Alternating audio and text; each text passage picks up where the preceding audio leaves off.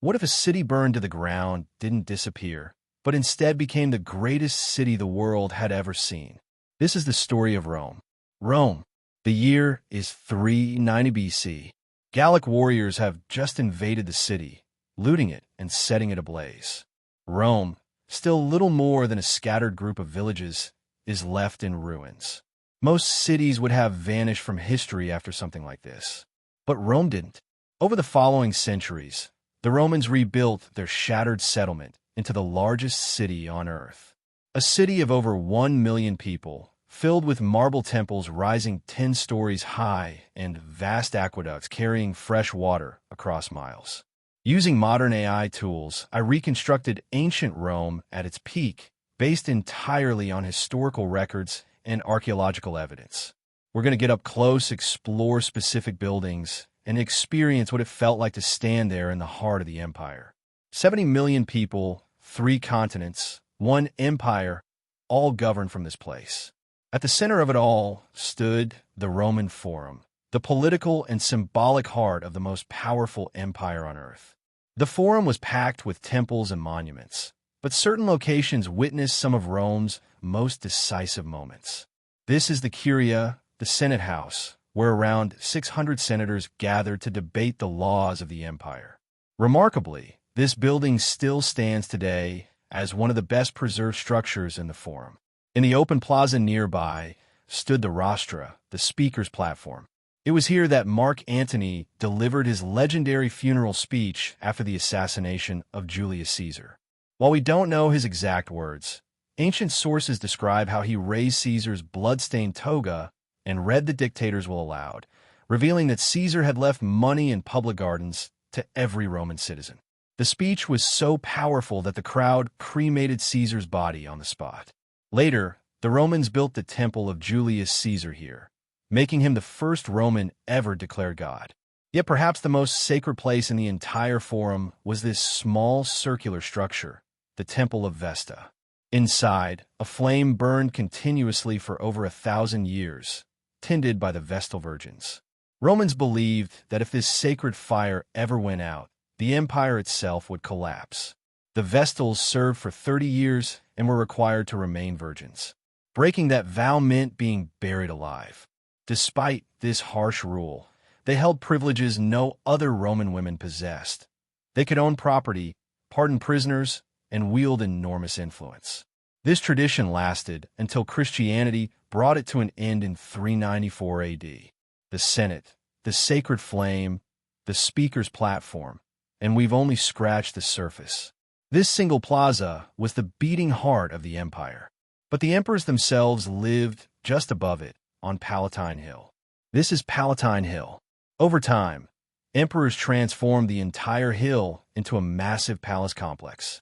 The Domus Augusti, home of Rome's first emperor, Augustus, was relatively modest compared to what came later, but it marked the beginning of imperial rule. Centuries afterward, Emperor Domitian decided to think much bigger. He constructed the Domus Flavia, an enormous ceremonial palace where state banquets hosted hundreds of guests.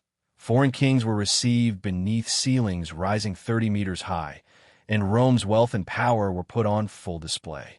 Right beside it stood the Domus Augustana, the emperor's private residence.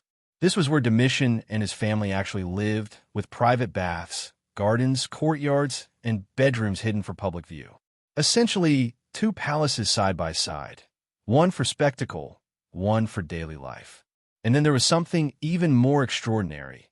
Domitian's private 160-meter stadium, complete with seating for the imperial family and close friends.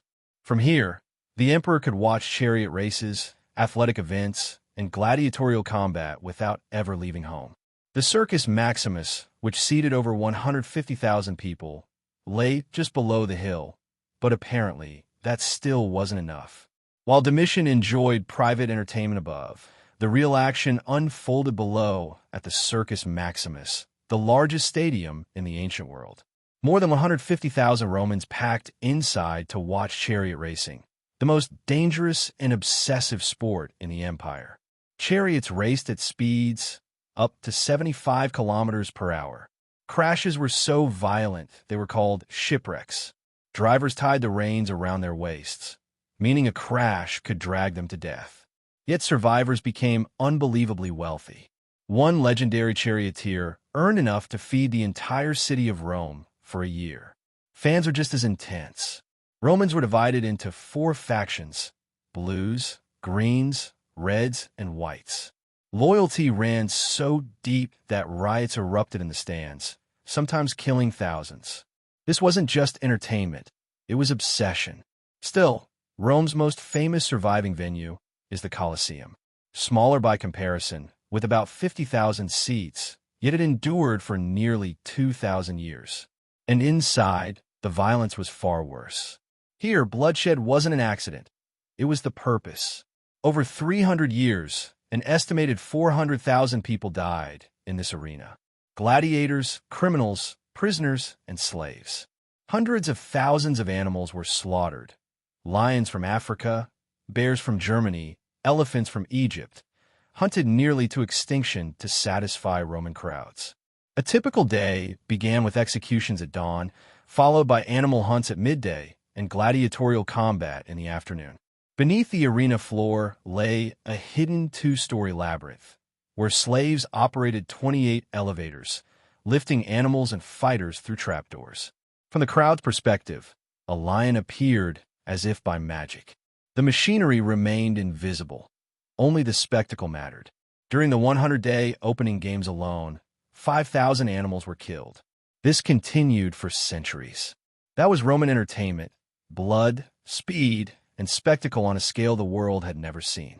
When Romans weren't watching people die, they were deeply religious. Temples filled the city, usually dedicated to individual gods. But one building stood apart: the Pantheon. Some elements of its reconstruction are educated guesses, since bronze fittings and decorations were stripped away long ago. The Pantheon was built to honor all gods at once, exactly what its name means. It was Emperor Hadrian's way of honoring every day. It remains the best-preserved building from ancient Rome and one of the greatest engineering achievements in history. Its concrete dome spans 43 meters with no internal supports, lit only by a single opening at the top, known as the oculus. Today, visitors can stand beneath the same dome Romans stood under nearly 1,900 years ago. This design influenced architecture for 2 millennia, from Brunelleschi's dome in Florence to the U.S. Capitol. The Pantheon survived because it became a church in 609 AD. Otherwise, it would have been dismantled like most Roman temples. Yet Rome's most sacred site wasn't the Pantheon. That honor belonged to the Temple of Jupiter, king of the gods, perched atop Capitoline Hill above the Forum. Built in 509 BC, it was one of Rome's oldest and largest temples, dedicated to Jupiter, Juno, and Minerva. Triumphal processions ended here. Victorious generals climbed Capitoline Hill with prisoners and treasure to offer sacrifices to Jupiter. For over 800 years, this temple was the spiritual heart of the empire. Fires eventually destroyed it, and today almost nothing remains. Religion gave Rome meaning, but the empire was built on military power. Breaking centuries of tradition that forbade troops inside the city, emperors stationed the Praetorian Guard at the Castra Praetoria, turning their protectors into their greatest threat. At its peak, the Praetorian Guard numbered around 10,000 elite soldiers, paid 3 times more than regular troops. Unlike legions stationed on distant borders, they lived in Rome itself. This was unprecedented and dangerous. Over time, they assassinated at least 13 emperors, overthrew dynasties, and once auctioned off the imperial throne to the highest bidder. Their fortress wasn't meant to defend Rome from enemies. It was meant to contain the most politically dangerous force in the empire. Meanwhile, everyday Romans relied on something far more essential: water. Aqueducts like the Aqua Claudia stretched 69 kilometers from mountain springs to the city, carried across massive stone arches rising 27 meters high. Romans walked beneath these structures daily, casually benefiting from one of the greatest engineering feats of the ancient world. Gravity alone powered the system, delivering enough fresh water to supply hundreds of thousands of people every day. Astonishingly, parts of these aqueducts still stand nearly 2,000 years later. But Rome was more than monuments. It was a living city of over 1 million people. Around 90% lived in insulae, multi-story apartment buildings built cheaply from brick and wood. The higher the floor, the lower the rent, but also the greater the danger. Fires and collapses were so common that laws were eventually passed to limit their height.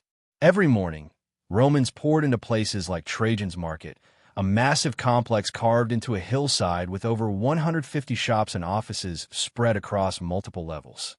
It functioned like an ancient shopping mall, warehouse district, and administrative center all in one. After work, nearly everyone visited the public baths. The baths of Trajan covered 11 hectares and could hold thousands at once. Bathing wasn't quick.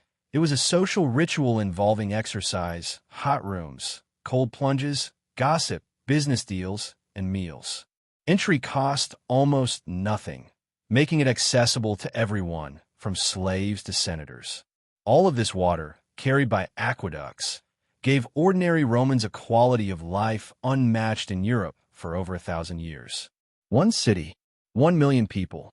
Rome was the first to make it work. They invented the modern city. Apartment blocks, shopping centers, stadiums, public utilities, and concrete construction that still shapes our world today.